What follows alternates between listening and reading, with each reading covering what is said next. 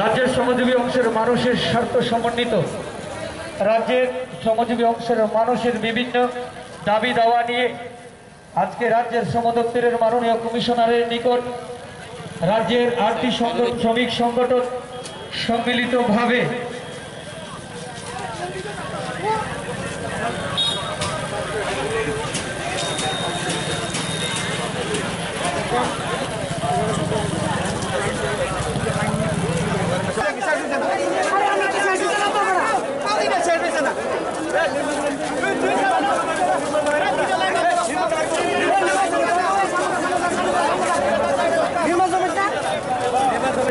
কমিশনারের নিকট গণডেপুটেশনে আমরা সকলে সম্মিলিত। অমিত সাহা যেখানে থাকো আমাদের অ্যানাউন্সমেন্টের গাড়ির সামনে চলে আসো। অমিত সাহা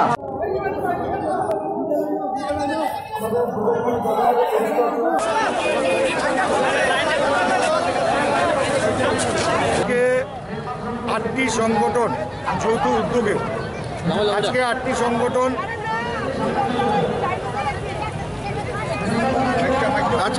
সংগঠন যৌথ উদ্যোগে আজকে শ্রমজীবী অংশের বিভিন্ন দাবি দাবা নিয়ে 11 দফা দাবি নিয়ে শ্রম দপ্তরের মাননীয় কমিশনার ওনার কাছে আমরা যাব। গণডেপুটেশনে গিয়ে ওনার কাছে সেই 11 দফার দাবিগুলো তুলে ধরব। এই রাজ্যের বর্তমান এবং আপনারা জানেন কিছুদিন আগে করোনা ভাইরাসের মহামারীতে রাজ্যের শ্রমজীবী অংশের মানুষের অর্থনৈতিক অবস্থা এবং তাদের বর্তমান পরিস্থিতি খুব খারাপ।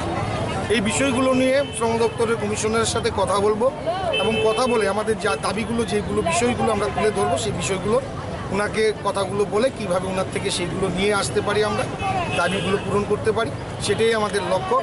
আপনারা জানেন যে কতগুলো সমস্যা সৃষ্টি হয়েছে বিভিন্ন বিষয় নিয়ে, সেগুলো ওনার সাথে কথা বলবো এবং একটা সমাধান করবো। তো আজকে যে 8টা উইংস আমাদের এই রাজপথ আগরতলা রাজপথে আজকে ঐক্যবদ্ধ হয়ে একসাথে ওনারা মিছিল করে শ্রম দপ্তরে যাবেন, সেটা হচ্ছেন অল ত্রিপুরা নির্মাণ শ্রমিক সমিতি, ত্রিপুরা ফুটপাথ হকার সংগ্রাম সমিতি, অল ত্রিপুরা রাজ্য মোটর সংগ্রাম সমিতি, ত্রিপুরা রাজ্য সেলুন কর্মী সমিতি, ত্রিপুরা প্রাইভেট স্কুল বাস চালক সহচালক সমিতি এবং ত্রিপুরা অটো রিক্সা কর্মী সমিতি এবং ত্রিপুরা ই রিক্সা শ্রমিক সমিতি। এই 8টা উইংস আমরা আজকে শ্রম দপ্তরে ঐক্যবদ্ধ হয়ে আমরা যাচ্ছি। বিগত লকডাউন পর্বে শ্রমজীবী অংশের মানুষের যে করুণ অবস্থা হয়েছিল, একটু সরকার থেকে কোনো সাহায্য পেয়েছেন আপনারা? দেখুন, বিষয়টা হচ্ছে এই বিষয়গুলো আমাদের সাথে আজকে এই বিষয়গুলোর মধ্যে অনেকগুলো বিষয় আছে, আপনারা দাবি সঙ্গে দেখতে পাবেন।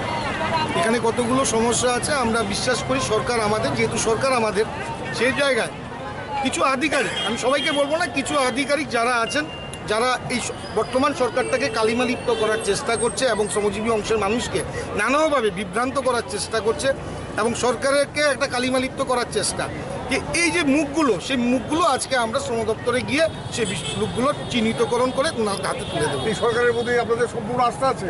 দেখুন, এই সরকার প্রতিষ্ঠিত করতে আমি বিশ্বাস করি এই রাজ্যের শ্রমজীবী অংশের মানুষ আজকে বর্তমান যে সরকার প্রতিষ্ঠিত হয়েছে তার মধ্যে সব থেকে বড় অবদান হচ্ছে এই রাজ্যের শ্রমজীবী অংশের মানুষ।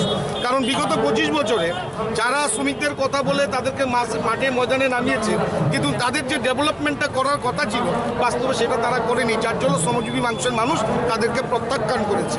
তার জন্য একটা নতুন আশা প্রত্যাশা এগুলো নিয়ে সরকার প্রতিষ্ঠিত করেছে, নতুন সরকার প্রতিষ্ঠিত করেছে। সেই সরকারটা আমাদের সরকার মনে করি, কিন্তু 3টে বছর কিন্তু চলে গেছে, তার মধ্যে একটা বছর করোনার মহামারীতে চলে গেছে। তো তার জন্য যে ডেভেলপটা শ্রমিকের হওয়ার কথা সেটা সেই গ্রোথে বা সেইভাবে হচ্ছে না।